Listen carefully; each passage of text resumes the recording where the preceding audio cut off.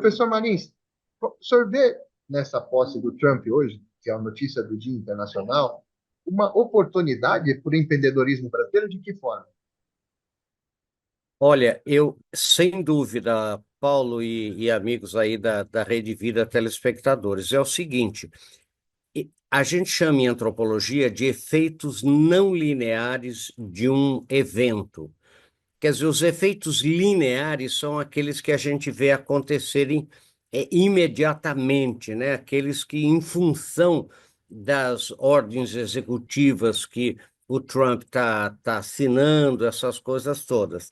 O que a gente chama de efeitos não lineares? Nós vamos ter no Brasil uma visão diferente de meritocracia na própria empresa. Sabe, o que vai acontecer, na minha opinião, é que os Estados Unidos vão olhar o Brasil com um olhar mais sério um pouco, em função de não permitir que a China aumente a sua influência, aqui no Brasil. Então eles vão incentivar muito, na minha opinião, que as empresas americanas, que o relacionamento das nossas empresas brasileiras com o mercado americano seja aumentado.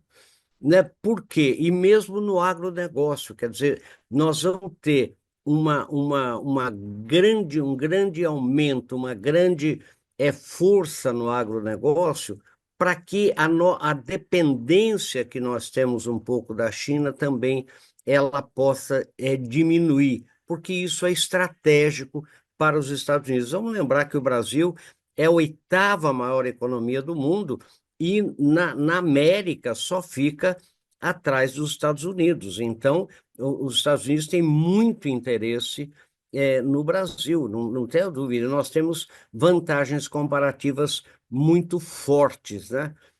Desde um sistema bancário muito desenvolvido, enfim, uma série de vantagens comparativas, como a gente chama.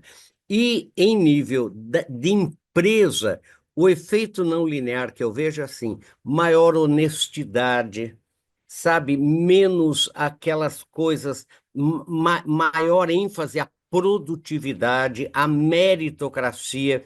Esses são efeitos não lineares que nós vamos ver chegar na empresa, porque a gente já está vendo as empresas americanas, McDonald's, todas elas que você imaginar, Amazon, Google, todas elas já estão mudando as suas políticas para mais seriedade, para mais produtividade, sabe, para melhores produtos e serviços. Eu acho que esse é um novo tempo que nós vamos ter também, nós vamos receber como efeitos não lineares. O senhor falou de transações bancárias, que é um exemplo do Brasil para o mundo, né? Essa É um digitalização. exemplo, claro. Isso é um ponto forte do nosso país, nessas É relações, um até com ponto muito. gigantes como os Nós Estados temos Unidos. vários. Paulo, nós temos várias vantagens que a gente chama comparativas. Por quê? Porque os investidores internacionais, que são principalmente americanos, europeus, japoneses e agora chineses, eles não nos comparam com eles, né? Americano não compara o Brasil com os Estados Unidos, nem inglês com a Inglaterra. Com quem que o Brasil é comparado hoje? Com Indonésia, Filipinas, Malásia, Vietnã, quando muito México e Argentina. E por isso que a gente fala em vantagens comparativas muito grandes. Sabe, nós não temos disputa de fronteira, nós temos 8.515.000 quilômetros quadrados, um único idioma. Lembre que a Índia tem 28 idiomas oficiais, né? 1.652 dialetos, 325 idiomas, sendo 28 oficiais.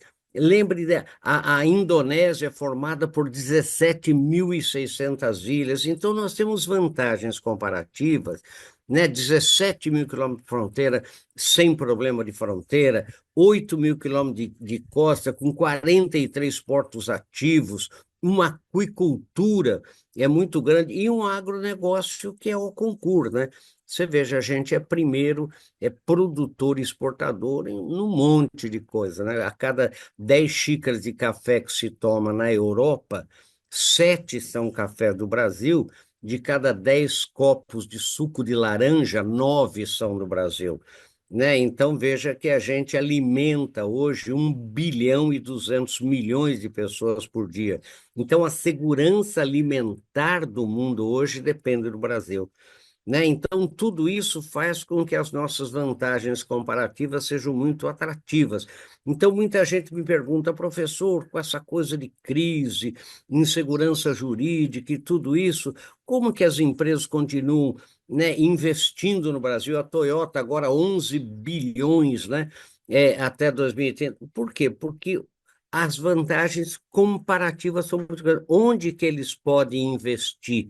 Né? Então também fica muito restrito. É só a gente não errar muito, a gente dar mais liberdade, a gente, sabe, a gente desburocratizar e a gente criar, né, essa coisa de não corrupção, de ser um governo sério, segurança jurídica, sabe que a gente decola muito grande ainda, né, na cola desse novo governo aí dos Estados Unidos com o Trump. Quer dizer, para terminar, é aquela história, é um erro para o Brasil. A gente imagina ficar se comparando a ele. Não, a gente tem que se comparar dentro dos países do Não. nosso patamar. Eles não, eles nunca nos comparam a eles, Paulo. É muito interessante isso, né? Porque eu faço muitas lives, né, com gestores de fundos de pensão, fundos de investimento do mundo inteiro, querendo entender o Brasil, porque o Brasil não dá só para você entender econometricamente, né? O Brasil é muito complexo, é um país muito grande, né? Para você ter uma ideia, quer dizer, de Lisboa a Moscou é mais curto do que de leste a oeste no Brasil, né? Em linha reta. Então você vê que o Brasil é muito complexo. Eu converso muito com eles e eles falam, porque o investidor pensa em 20 anos, 30 anos, ele não pensa em 2 anos, 2 anos e meio, não. Os investimentos diretos internacionais, os chamados Foreign Direct Investments, que são para gerar emprego, renda, criar indústrias, essas coisas, se fala em 30 anos, né? Às vezes até mais, até 40 anos. Então, aí as vantagens comparativas aparecem muito. Nós temos um sistema de seguro que é muito organizado, né? Isso é importante para o nosso. E outra coisa para o investidor, e outra coisa, Paulo, nós temos um estoque genético riquíssimo no mundo de intolerância religiosa, de intolerância étnica. Nós temos um estoque genético que estimula a tolerância. Nós temos a maior população de alemães fora da Alemanha, italianos fora da Itália, japoneses fora do Japão. Nós temos mais libaneses do Brasil que no Líbano, né? Então você vê que isso faz com que o Brasil seja e o mercado interno muito bom. A oitava economia do mundo. Lembrem que a ONU tem 193 países, ou seja, membros. Quer dizer que a gente não é nenhum cachorro magro, né? Se a gente limpar o caminho, se a gente desburocratizar, se a gente for mais confiável para o investidor, se a gente tiver mais segurança jurídica, segurança econômica nas regras de tudo, né? A gente é um parceiro que o mundo inteiro quer. Conversei com o antropólogo, apresentador da Rede Vida, Luiz Almeida Marins Filho. Obrigado mais uma vez, viu, professor? Obrigado, Paulo. Obrigado a vocês aí, ouvintes da Rede Vida, esse canal maravilhoso, o canal da família. Um abraço.